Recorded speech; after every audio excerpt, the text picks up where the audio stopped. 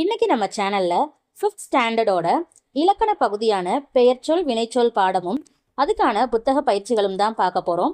வாங்க பாடத்தை ஸ்டார்ட் பண்ணலாம். பாடம் பெயர்ச்சொல் வினைச்சொல். ஒன்றன் பெயரை குறிக்கும் சொல் பெயர்ச்சொல் எனப்படும். பெயரை குறிக்கும் சொல்னா பொதுவா தமிழ்ல பெயர்ச்சொல் 6 வகைப்படும். பொருட்பெயர், இடப்பெயர், காலப்பெயர், சினைப்பெயர், குணப்பெயர், தொழிற்பெயர்னு 6 வகை பெயர் சொற்கள் சொல்லுவோம். இது எல்லாமே நீங்கள் அடுத்தடுத்த கிளாஸஸ் போகும்போது இன்னும் டீட்டெயிலாக படிப்பீங்க. இப்போது நம்ம பெயர் சொல்னா என்னங்கிறத மட்டும் பார்த்துக்கலாம். பெயரை குறிக்கக்கூடிய சொல் தான் பெயர் சொல். பெயர்னா எந்த மாதிரியான பெயர்கள்லாம் குறிக்கும்? இப்போ நம்ம இங்கிலீஷில் நவுன்னு எடுத்துக்கிட்டோம்னா அது எதெல்லாம் குறிக்கும்? பிளேஸ், நேம், திங்ஸ் இதெல்லாம் தானே குறிக்கும். அதே மாதிரி தான் இந்த பெயர் சொல்லும்.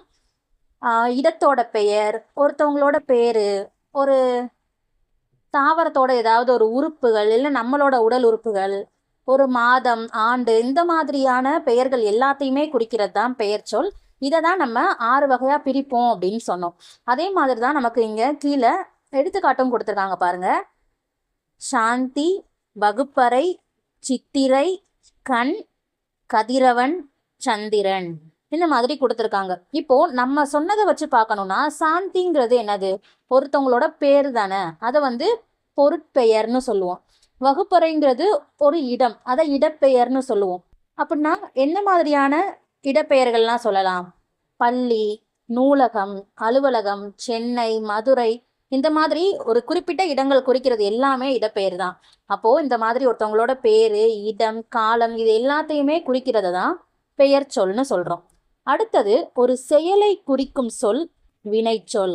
செயலை, வினை அப்படின்னா செயல்னு சொல்லுவோம். அப்போ அந்த செயலை குறிக்கக்கூடிய சொல் தான் வினைச்சொல். இப்போ கீழே எடுத்துக்காட்டு பாருங்க. ஓடினான், விழுந்தது, எழுதினாள். இதுல நம்ம செய்யற ஒரு செயல். இது போக நம்ம வேற என்னென்னலாம் சொல்லலாம்? படித்தாள், விளையாடினாள், உண்டாள், தூங்கினாள், எழுந்தாள்.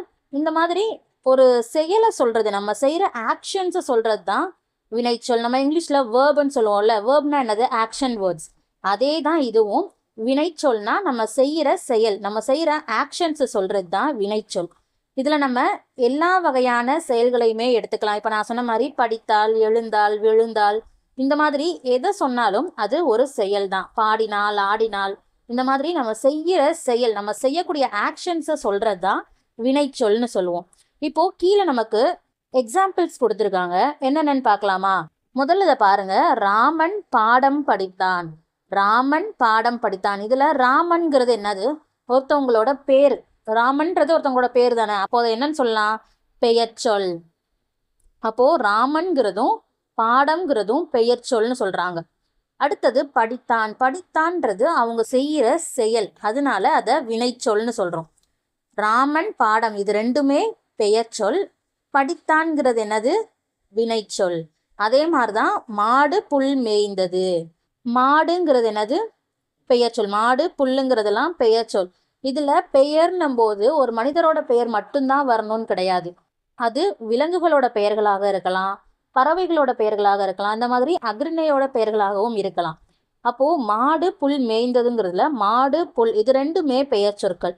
மேய்ந்ததுங்கிறது அந்த மாடு செய்யக்கூடிய ஒரு செயல், அதனால அதை வினைச்சொல்ல சேர்க்கிறோம். பெயர் சொல் வினைச்சொல்னா என்னது? பெயர் சொல்னா ஒரு பெயரை குறிக்கிறது. அது மனிதரோட பெயராகவும் இருக்கலாம், விலங்கோட பெயராகவும் இருக்கலாம், ஒரு இடத்தோட பெயராகவும் இருக்கலாம், ஒரு காலத்தோட பெயர்.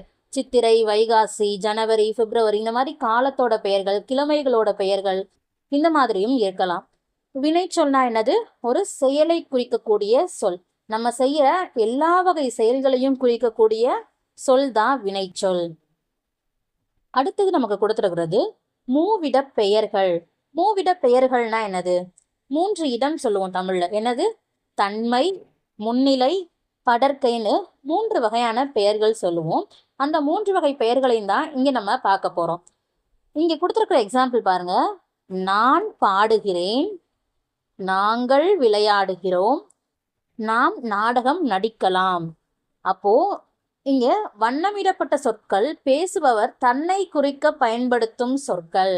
அதாவது இப்போ நான் பேசுறேன், நான் என்னை பத்தியே பேசுறேன். நான் பாடம் நடத்துகிறேன், நான் எழுதுகிறேன், நாங்கள் விளையாடினோம், நாங்கள் சுற்றுலாவிற்கு சென்றோம். இந்த மாதிரி நம்மளை பற்றி பேசுகிறவங்க அவங்களையே குறித்து சொல்கிறது தான் தன்மை.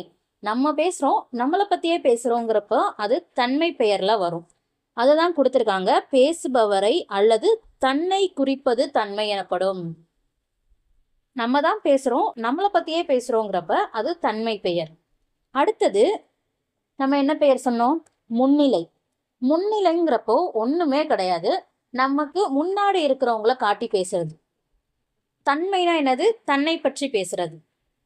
முன்னிலைனா அந்த பேர்லயே இருக்கு, முன்னிலை. உங்களுக்கு முன்னாடி இருக்கிறவங்கள பத்தி நீங்க சொல்றது, அதுதான் முன்னிலை. இப்போ இங்க பாருங்களேன், நீ எங்கே செல்கிறாய்? நீ அழகாக வரைகிறாய். நீ என்னுடன் விளையாட வருவாயா? நீங்கள் எங்கிருந்து வருகிறீர்கள்? இதுல இந்த வண்ணமிடப்பட்ட சொற்கள் எல்லாமே முன்னிருந்து கேட்பவரை குறிக்கின்றன. அதாவது நமக்கு முன்னாடி இருக்கிறவங்கள குறிக்குது. முன்னால் இருந்து கேட்பவரை அல்லது யாரை குறித்து பேசுகிறோமோ அவரை நேரடியாக விழிப்பதை குறிப்பது முன்னுரை எனப்படும். இப்போ நீங்கள் பாடம் கவனிக்கிறீர்கள் இந்த மாதிரி சொல்றோம்னா எனக்கு முன்னாடி இருக்கிற உங்கள் எல்லாரையும் நான் சொல்றேன். அப்போ நீங்க எல்லாரும் முன்னிலை. நான் என்னை பத்தியே பேசிக்கும் போது அது தன்மையில வரும். நான் உங்களை எல்லாரையும் பத்தி பேசும்போது அது முன்னிலை. என்னை பத்தி பேசும்போது தன்மை, எனக்கு முன்னாடி இருக்கிறவங்கள பத்தி நான் பேசினேன்னா அது என்னது? முன்னிலை. இவ்வளவுதான் இது ரெண்டுக்கும் வித்தியாசம். தன்மைனா நம்மளை பத்தி பேசுறோம், முன்னிலைனா நமக்கு முன்னாடி இருக்கிறவங்கள பத்தி பேசுறோம். அடுத்தது படர்க்கை. படர்க்கைனா என்னது? தன்மைனா நம்மளை பத்தி பேசுறது, முன்னிலைனா நமக்கு முன்னாடி இருக்கிறவங்கள பத்தி பேசுறது. அப்ப படர்க்கைன்ற ஒண்ணு இங்க எங்க இருந்து வரும்? அதுக்குதான் அங்க வேலையே இல்லையே. என்னை பத்தி சொல்லிட்டேன், எனக்கு முன்னாடி இருக்கிறவங்கள பத்தி சொல்லிட்டேன். அப்ப படர்க்கைன்ற ஒண்ணு இங்க எதுக்கு வருது? எதுக்கு வருதுன்னு பார்த்தோம்னா இங்க எக்ஸாம்பிள் கொடுத்துருக்காங்க பாருங்களேன். அவன் என் நண்பன், அவள் என் தோழி. அப்போ இங்க அவன் என் நண்பன்னு சொல்றாங்க. நமக்கு முன்னாடி இருந்தாங்கன்னா என்ன சொல்லுவாங்க? நீ என் நண்பன். இப்போ நான் அவங்க கிட்டயே பேசுறேன், நான் என் நண்பன் கிட்டயே பேசுறேன், நீ என் நண்பன்னு சொல்லிட்டோன்னா அது முன்னிலை. ஆனா நான் அவனை பத்தி வேற யார்கிட்டயோ சொல்றேன், அவனை பத்தி வேற யார்கிட்டயோ சொல்றேன். அவன் தூரமா இருக்கான், அவனை காட்டி நான் சொல்றேன் அவன் என் நண்பன். அங்க இருக்கான்ல அவன் தான் என் ஃப்ரெண்டு அப்படின்னு சொல்றோம்ல. அப்போ தூரமா இருக்கிற ஒருத்தவங்களை பத்தி வேற யாரையோ ஒருத்தவங்களை பத்தி, அதாவது மூன்றாம் நபரா இருக்கக்கூடிய ஒருத்தரை பத்தி பேசுறது தான் என்னது? படர்க்கை. அதாவது தேர்ட் பர்சன் சொல்லுவோம்ல இங்கிலீஷ்ல, அந்த தேர்ட் பர்சன் தான் இங்க படர்க்கை அப்படின்னு சொல்றோம். மூன்றாவது நம்ம என்னையும் எனக்கு முன்னாடி இருக்கிறவங்களையும் தாண்டி எங்கேயோ இருக்கிற ஒருத்தரை பத்தி பேசுறோம்ல, அதுதான் படர்க்கை. அது ஓடுகிறது, அவர் ஓடுகிறார், அவர்கள் ஓடுகிறார்கள், அவை பறக்கின்றன. இதுல இவன்னு சொல்லலாம். பக்கத்துல இருந்தா இவன்னு சொல்லுவோம், தூரத்துல இருந்தா அவன்னு சொல்லுவோம். அவ்வளவுதான். அப்போ இங்க வண்ணமிடப்பட்டுள்ள சொற்கள் பேசுபவர் கேட்பவர் அன்றி மற்றவர்களை குறிக்கிறது. பேசுற என்னையவோ கேட்கிற உங்களையோ தவிர வேற யாரோ ஒருத்தவங்களை குறிக்குது. அப்போ தன்மைனா என்னது? நம்மளை பத்தி நம்ம சொல்றது, நம்ம கூட இருக்கிறவங்கள பத்தி நம்ம சொல்றது. நான், நாங்கள் இப்படி சொல்லும் போது அது தன்மை, நம்மளை பத்தியே நம்ம பேசிக்கிறோம். முன்னிலைனா நமக்கு முன்னாடி இருக்கிறவங்க கிட்ட நேரடியா பேசுறது.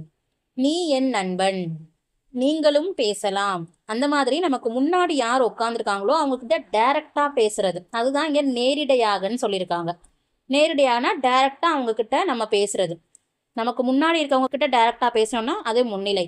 நம்மளை பத்தி நம்ம பேசணும்னா தன்மை, நமக்கு முன்னாடி இருக்கவங்க கிட்ட பேசணும்னா அது முன்னிலை. நமக்கு முன்னாடி இருந்து யாராவது ஒருத்தவங்க கேட்பாங்கல்ல, இப்போ நான் பேசுறேன் நீங்க கேட்குறீங்க, அப்போ எனக்கு முன்னாடி இருக்கிற நீங்க தான் முன்னிலை. நான் பாடம் நடத்துகிறேன்னு சொன்னா தன்மை, நான் என்னை பத்தியே சொல்லிக்கிறேன். நீங்கள் பாடம் கவனிக்கிறீர்கள்னு சொன்னேன்னா எனக்கு முன்னாடி இருக்கிற உங்க எல்லாரையும் நான் சொல்றேன், அப்போ நீங்க தான் முன்னிலை. படர்க்கைன்னு சொல்லும்போது அவர்கள் பாடம் கவனிக்கிறார்கள். இப்போ உங்களை என்னையும் தவிர நமக்கு தெரியாத யாரோ ஒரு மூன்றாவது நபரை சொல்லி அவர்கள் பாடம் கவனிக்கிறார்கள்னு நம்ம சொன்னோம்னா அதுதான் படர்க்கை. அப்போ இங்க சிம்பிள், என்னை பத்தி சொன்னேன்னா தன்மை, முன்னாடி இருக்கிற உங்களை பத்தி சொன்னேன்னா முன்னிலை. நம்ம ரெண்டு பேர் கண்ணுக்குமே தெரியாம யாரோ ஒருத்தவங்க மூன்றாவது நபரா இருக்காங்க அவங்கள பத்தி பேசுறோம் அப்படின்னா அது படர்க்கை. சரியா? இப்போ கீழே தன்மை முன்னிலை படர்க்கைய எப்படி கண்டுபிடிக்கலாம்னு கொடுத்துருக்காங்க. நான், நாம், நாங்கள், நான், நாம், நாங்கள். இது எல்லாமே நம்மளை பத்தி நம்ம பேசுறது. நான் படம் வரைவேன், நாம் சுற்றுலா செல்வோம், நாங்கள் விளையாடினோம். இந்த மாதிரி நம்மளை பத்தியே சொல்றோம்ல, இது தன்மை. நீ, நீங்கள், நீவீர். இதுல நீவீர்ன்றது அதிகபட்சமா இப்போ இருக்கக்கூடிய வழக்குகள்ல நம்ம பயன்படுத்துறது கிடையாது. ஆனா நீங்கள்லாம் நம்ம சொல்லுவோம்ல, நீ என் நண்பன், நீங்கள் பேசலாம், நீங்கள் விளையாடலாம், இந்த மாதிரி சொல்றோம்ல. அப்போ முன்னாடி இருக்கிற உங்களை சொல்லும்போது அது முன்னிலை. படற்கைன்னு சொல்லும் போது நம்ம ஏற்கனவே சொன்ன மாதிரி ஒரு மூன்றாவது நபரை, ஒரு தேர்ட் பர்சனை சொல்றதுதான் படற்கை. அவன், அவள், அவர், அவர்கள், அது, அவை, இவன், இவள், இவர், இவர்கள், இது, இவை. இந்த மாதிரி மூன்றாவது இருக்கக்கூடிய ஒரு நபரை சொல்றதுதான் படற்கைன்னு சொல்லுவோம்.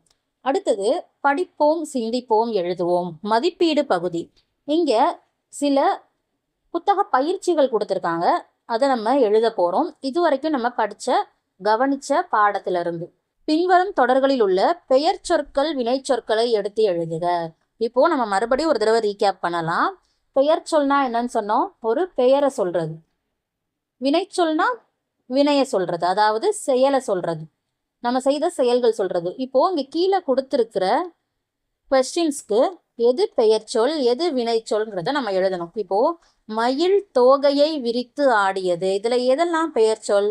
மயில்ங்கிறதும் தோகைங்கிறதும் பெயர் சொல். ஆடியது, ஆடியதுங்கிறது என்னது? அது ஒரு செயல். அப்போது என்ன சொல்ல வரும்? வினை சொல். மயில் தோகை ஆடியது. அடுத்தது வாணி கட்டுரை எழுதினாள். இதுல வாணிங்கிறதும் கட்டுரைங்கிறதும் என்ன சொல்? பெயர் சொல். வாணி கட்டுரை, இது ரெண்டும் பெயர் சொல். எழுதினாள்ங்கிறது என்னது? ஒரு செயல், அவங்க செய்யக்கூடிய ஒரு செயல். அப்போது என்னது? வினைச்சொல். அடுத்தது வளவன் வாகனம் ஓட்டினான். வளவன்கிறது ஒரு பேரு, வாகனம்ங்கிறது ஒரு பொருளோட பேரு. அப்போ இது ரெண்டுமே எதுல வந்துடும்? பெயர் சொற்கள். வளவன் வாகனம். அடுத்தது ஓட்டினான். ஓட்டினான்றது அவங்க செஞ்ச ஒரு செயல், அப்போ வினைச்சொல். ஆதிரை மரக்கன்றை நட்டாள். அப்போ ஆதிரைங்கிறதும் மரக்கன்றுங்கிறதும் பெயர் சொல். நட்டாள்ங்கிறது என்னது? வினைச்சொல். இவ்வளோதான் சிம்பிள். பெயர் சொல்னு சொல்லும் போது ஒரு பேரை எழுத போறோம், வினைச்சொல்னு செய்யும் போது அந்த செயலை எழுத போறோம். வினைச்சொல் மேக்சிமம் நமக்கு ரொம்ப ஈஸியாவே தெரியும். படித்தால், ஆடினால், விளையாடினால், எழுதினால், தூங்கினால், இந்த மாதிரி எல்லாமே வினைச்சொற்கள் தான் வரும். சரி, அடுத்த பயிற்சிக்கு போகலாம்.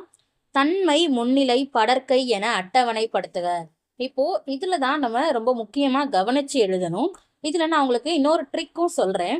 இப்போ தன்மையில எதெல்லாம் வருது, முன்னிலையில எதெல்லாம் எழுதணும், படற்கையில எதெல்லாம் எழுதணுங்கிறது தான் நம்ம இங்கே பார்க்க போறோம்.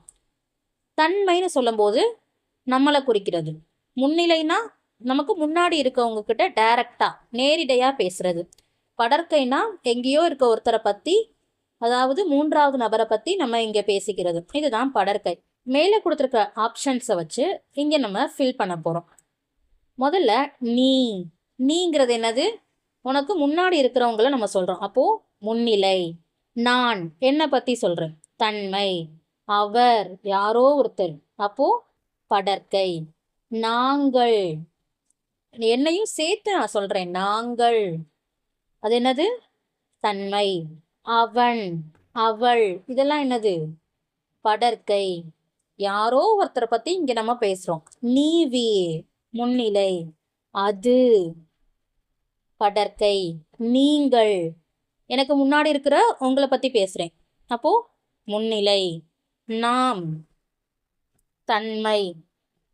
அவர்கள் அவை இதெல்லாம் வேற யாரோ பத்தி நம்ம பேசுறோம், அப்போ அதெல்லாம் என்னது? படற்கை. இங்க நான் உங்களுக்கு ஒரு ட்ரிக் சொல்றேன்னு சொன்னேன்ல, ரொம்ப சிம்பிள், ரொம்ப ஈஸியா பாத்துக்கலாம். இங்க பாருங்களேன். தன்மைனா நால தானே ஸ்டார்ட் ஆகுது. தன்மைனா நால ஸ்டார்ட் ஆகும். முன்னிலைனா எதுல ஸ்டார்ட் ஆகுது? நீ. படற்கை அ. படற்கைனா அ. நீங்க எக்ஸாம்ல எழுதும் போது உங்களுக்கு குழப்பமா இருந்துச்சுன்னா இந்த சிம்பிள் ட்ரிக்கை நீங்க யூஸ் பண்ணிக்கலாம். இந்த மாதிரி கொஸ்டின்ஸ் கேட்டாங்கன்னா இந்த சிம்பிள் ட்ரிக்கே போதும். தன்மைனா நால ஆரம்பிக்கிறது. நால ஆரம்பிக்கிற வார்த்தைகள் எல்லாமே என்னது? தன்மை. முன்னிலைன்னு சொல்லும் போது நீல ஆரம்பிக்கிற வார்த்தைகள் எல்லாமே முன்னிலை. படற்கைனா ஆல ஆரம்பிக்கிற எல்லாமே படற்கை சொற்கள். இது போக ஆளை வேற என்னவும் செய்யலாம்னா ஈன்னு சொல்லலாம். அதாவது இவர், இவன், இவள், இது, இவர்கள், இவைன்னு சொல்றோம்ல, அதுவும் படற்கை தான். அப்போ ஆலையோ ஈலையோ ஆரம்பிச்சிச்சுன்னா அதெல்லாம் என்னது? படற்கை சொற்கள். நீங்க எக்ஸாமுக்கு ரொம்ப கஷ்டப்பட்டு படிக்கணும்னு இல்லை, இந்த மாதிரி சிம்பிள் ட்ரிக்ஸ் ஞாபகம் வச்சுக்கிட்டாலே ரொம்ப ஈஸியா இந்த மாதிரி எக்ஸசைஸ், இந்த மாதிரி கொஸ்டின்ஸ்க்கெல்லாம் நீங்க ரொம்ப ஈஸியாவே மார்க் வாங்கலாம். அடுத்த பயிற்சி, விடுபட்ட இடங்களை பொருத்தமான சொற்கள் கொண்டு நிரப்புக. இங்க கேள்விகள் கொடுத்துருக்காங்க, ஆப்ஷன்ஸும் கொடுத்துருக்காங்க. ஆனால் நம்ம சரியான இடத்துல நிரப்பணும், அதுதான் இங்கே டாஸ்க்கு. தேநீர் குடித்தான். குடித்தான்ங்கிறது நம்மளை சொல்லுவோமா, இல்லை நமக்கு முன்னாடி இருக்கிற சொல்லுவோமா, இல்லை யாரோ ஒருத்தரை சொல்லுவோமா? நீ தேநீர் குடித்தான் நல்லாவா இருக்கும் சொன்னா? நல்லா இருக்காது. அப்போ எப்படி சொல்லணும்? அவன் தேநீர் குடித்தான், அவன் தேநீர் குடித்தான். சரி, அதுவே இங்க இன்னொரு கேள்வி கேட்போம். இல்ல கொடுத்துருக்காங்க, டேஸ் தேநீர் குடித்தாள்னு கொடுத்துருக்காங்க இந்த இன்னுக்கு பதிலா. அப்போ என்ன எழுதலாம்? அவன் தேநீர் குடித்தாள்னா எழுதணும் இல்லை, அப்போ அவள்னு எழுதணும். இங்க கடைசியில நமக்கு என்ன வார்த்தை முடியுதோ, என்ன எழுத்துல முடியுதோ அதுக்கேற்ற மாதிரி தான் நம்ம இங்க போடுற மூவகை சொற்களும் மூவகை பெயர்களும் அமையணும். இங்க குடித்தாள்னு கொடுத்துட்டா இங்க அவள்னு தான் எழுதணும். அந்த பாலுக்கு ஏற்ற மாதிரி, ஆண் பால் பெண் பால்லாம் நீங்கள் படிச்சிருப்பீங்கல்ல, அப்போது அந்த பால் வகைகளுக்கு ஏற்ற மாதிரி தான் நீங்கள் இங்கேயும் எழுதணும். சரி, அடுத்ததுக்கு போகலாம். திருவிழாவுக்கு சென்றோம். சென்றோம்னு சொல்லும்போது அவங்கள மட்டும் சொல்கிற மாதிரி இருக்குமா, இல்லை நம்மளையும் சேர்த்து சொல்கிற மாதிரி இருக்குமா? நம்மளையும் சேர்த்து சொல்கிற மாதிரி தான் இருக்கும். அப்போது நாங்கள் திருவிழாவிற்கு சென்றோம், நாங்கள் திருவிழாவுக்கு சென்றோம். நம்மளையும் சேர்த்து தான் அங்கே சொல்லுவோம். எங்கு சென்றாய்? இது எப்படி கேட்போம்? எங்கு சென்றாய்? இப்போ வேற யாரோ பத்தி நான் உங்ககிட்ட கேட்குறேன்னா என்ன கேட்கலாம்? அவன் எங்கு சென்றான்னு கேட்கலாம். ஆனால் நான் டைரக்டா உங்ககிட்டயே கேட்குறேன். அப்போ எப்படி கேட்குறது? அதை நீ எங்கு சென்றாய்? அம்மா உங்ககிட்ட கேட்குறாங்க, எப்படி கேட்பாங்க? உங்ககிட்ட டைரக்டாவே கேட்கும்போது எப்படி கேட்பாங்க? நீ எங்க போன அப்படின்னு தானே கேட்பாங்க. அதே தான் இங்கேயும், நீ எங்கு சென்றாய். டேஷ் கவிதை எழுதினேன். அப்போ இங்க நேன்னு வரும்போது நான் என்ன பத்தியே சொல்லிக்கிறேன். நான் உணவு உண்டேன். அப்போ நான் என்ன பத்தியே சொல்லும் போதுதான் அந்த முடிவு வரும், அந்த சவுண்ட் கடைசியில வரும். அப்போ இங்க என்ன எழுதணும்? நான், நான், நான் கவிதை எழுதினேன். அடுத்தது பாருங்க, வானில் பறந்தன. வானில் பறந்தன. அப்போ என்ன வரும்? அதாவது நம்ம வானில் பறக்கிறதுனா எது பறக்கும்? பறவை தான் பறக்கும். அதுக்கிட்ட போய் நம்ம டைரக்டா பேச முடியாது. அப்போ நம்ம அதை எதாவது சொல்லுவோம், ஏதோ ஒரு பறவையை பத்தி ஒருத்தவங்க கிட்ட சொல்றோம். அப்போ எப்படி சொல்லலாம்? இங்க படற்கை இடத்துல தான் வரும். அவை வானில் பறந்தன. அவை, இங்க ஏன் அவைன்னு சொல்றோம்? அதுன்னு சொல்லலாமே, அது வானில் பறந்தனன்னு சொல்லலாமே. ஏன் இங்க அதுன்னு சொல்லக்கூடாது? ஏன்னா இங்க பறந்தன பன்மையில முடிச்சிருக்காங்க. பறந்ததுன்னு ஒருமையில முடிச்சிருந்தாங்கன்னா இங்க அதுன்னு சொல்லலாம். ஆனா இங்க பறந்தனன்னு பன்மையில முடிச்சுக்கிறனால அவை, அந்த பன்மை சொல்லோட தான் நம்மளும் எழுதணும். இந்த பாடத்துல வேற ஏதாவது சந்தேகங்கள் இருந்துச்சுன்னா அதை கமெண்ட்ல கேளுங்க. இந்த வீடியோ உங்களுக்கு யூஸ்ஃபுல்லா இருந்துச்சுன்னா ஒரு லைக் பண்ணுங்க. தேவைப்படுற உங்க ஃப்ரெண்ட்ஸ் அண்ட் ஃபேமிலிஸ்க்கு இந்த வீடியோவை ஷேர் பண்ணுங்க. இதே மாதிரி பாட சம்பந்தமான வீடியோக்களை தொடர்ந்து மிஸ் பண்ணாம பார்க்கறதுக்கு நம்ம சேனலை சப்ஸ்கிரைப் பண்ணிக்கோங்க.